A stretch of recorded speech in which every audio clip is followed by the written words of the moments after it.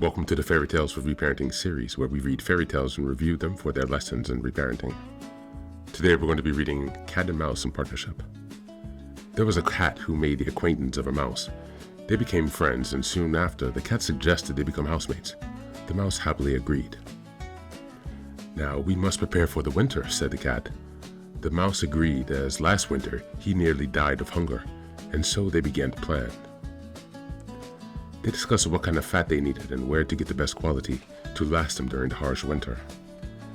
Meanwhile, the cat found a spare pot around the cabin and began to tell the mouse of all the different types of fat he had tasted. The mouse stared in awe. On the next day, the cat returned with a pot full of the best fat he could find, but now they had to decide where to store it. Finally, the cat said, "I know of no better place than the church. We will put it beneath the altar. No one will steal it from the church." With the jar of fat hidden away, the cat made his way to the church, careful to see he remained unnoticed. He stored the pot safely away beneath the altar.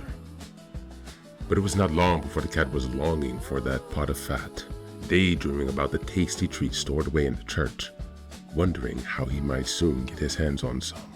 The next day, the cat announced, "My cousin had her first baby, and I'm going to be a godfather," he exclaimed. "Tonight, there will be a great party and a huge feast." The mouse said, "That sounds wonderful, and if you get anything good to eat, please do think of me." All this was untrue. The cat went straight to the church, again sneaking to be sure he was not caught, while daydreaming of that tasty fat. When he crept up to the pot, he savored every lick and ate until he was satisfied, and fell asleep at the altar. He rose early in the morning, still full from last night. He went for a stroll and found a nice rooftop on which to relax. Eventually, he returned home that evening, still panicked about the fat that he'd eaten. "You must have had a great time," said the mouse. "What did they name the child? Was there any good food?" "Top off," the cat said coolly. "Is that a typical name?" asked the mouse. "Not really, but most of my family have strange names. And now that I have a big family, I'm sure there are many more stranger names to come." Some time passed, and the cat again longed for that pot of fat. He told the mouse, "Another child has been born, and I am to be godfather." The mouse wished him well. The cat had been craving this fat for so long, all day in fact. Finally, it was almost his. No one was at the church, so he could get in undetected. His mind was racing with desire for the fat. Surely he made his way to the altar, where the jar of fat was hidden, and he began to feast. When he returned, the mouse asked, "What name did they give this one?" "Half gone," the cat replied. "I have never heard of such a name in my life," said the mouse. "Yeah, I know, right?" The cat was soon again fantasizing about the jar of fat, salivating over its texture and richness. Yet more time passed, and the cat felt an even greater craving growing within him.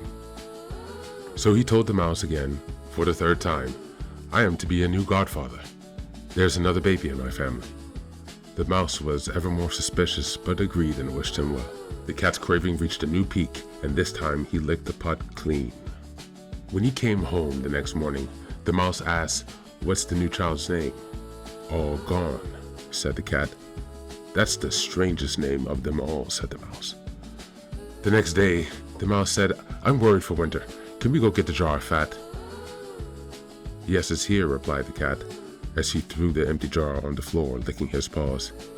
"Now I see what happened," he cried. "I knew I couldn't trust you," said the mouse. "Shut up your complaining, or I'll eat you too," scoffed the cat. Then at once the cat pounced on the mouse and ate him all in one bite. For that is the way of the world. Cat and Mouse in Partnership comes from Grimm's Fairytales, first published in the early 19th century by Jacob and Wilhelm Grimm. Like many Grimm stories, it was drawn from older European folk tales passed down orally. These stories weren't originally meant for children. They were cautionary tales for adults, shaped by the hard realities of life like hunger, inequality. The blunt ending and lack of justice are intentional. Life in these stories doesn't always reward the good or punish the wicked. The summary and context. On the surface, the tale is simple. A cat and a mouse agree to live together and save food for winter, but the partnership is unequal from the start. The cat holds power, knowledge, and physical strength. The mouse brings trust and hope. The shared resource, the pot of fat, becomes a test of character. The cat repeatedly lies, consumes more than his share, and uses social rituals as a cover. By the time the mouse realizes the truth, it's too late. The major themes here are false partnerships. The story is a warning about alliances where power is uneven. The mouse believes in fairness and cooperation. The cat never does. The partnership exists only as long as it benefits the stronger party. Greed and self-deception. The cat's hunger isn't just physical. Each lie makes the next one easier. The names he gives the imaginary children mirror the state of the fat, showing how greed erodes honesty bit by bit. Trust as vulnerability. The mouse's greatest flaw is trust. He ignores mounting evidence because believing the cat feels safer than confronting the truth. The story suggests that blind trust can be deadly. And the last theme is power and predation. The ending is harsh but honest. The cat doesn't snap. He simply acts according to his nature. The tale argues that systems built on ambivalence eventually reveal what they truly are. The lessons in this story. Number 1, not everyone who speaks of partnership believes in equality. Number 2, shared resources reveal character under pressure. Number 3, polite excuses and social rituals can hide exploitation. Number 4, waiting too long to question authority can cost everything. The story doesn't offer comfort or redemption. The lesson is awareness. Pay attention to patterns, listen to your instincts, and understand who truly benefits from any agreement. And now for the reflection questions. Number 1, at what point should the mouse have realized the partnership was unsafe? And why didn't he act then? Number 2, do the christening excuses matter? Or would the cat simply have found another justification anyway? Number 3, is the cat evil or simply acting according to his nature and position of power?